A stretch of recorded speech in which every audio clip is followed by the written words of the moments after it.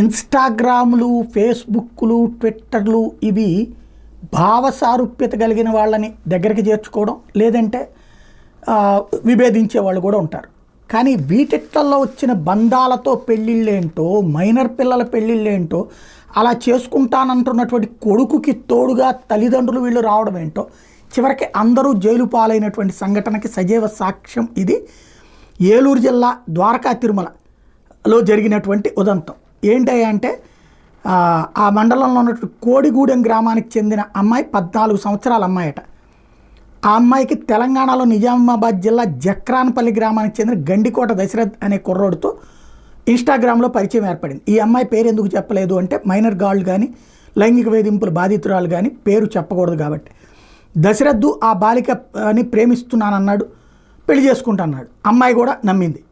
దాంతో ఈ నెల 11వ తారీఖు ఉదయం అబ్బాయి తన తల్లిదండ్రులు గండికోట ఎల్లయ్య అలియాస్ వెంకట్టు, తల్లి లక్ష్మి, చిన్నాన్న గండికోట అశోక్, బావలు పండ్లరాము, పల్లపు సురేష్లతో కలిసి కారులో కోడిగూడెంకి వచ్చేసాడు. పెళ్లి చేసుకోవడానికి అబ్బాయి వచ్చేటప్పటికి అమ్మాయి కూడా ఇంట్లో వాళ్ళకి ఏం చెప్పకుండా అబ్బాయితో వెళ్ళిపోయింది. బాలిక ఇప్పుడు ఆ తర్వాతన ఇట్లాగ జరిగిందని తెలిసి ఆ బాలిక తండ్రి పేరు కూడా చెప్పకూడదు లెక్క ప్రకారం, నేను అందుకని చెప్పట్లేదు, తండ్రి ఇచ్చినటువంటి కంప్లైంట్ ఆధారంగా కేసు రిజిస్టర్ చేశారు.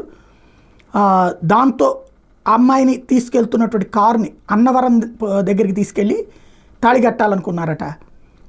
తీసుకెళ్తానుగా మార్గ మధ్యంలో అరెస్ట్ చేశారు.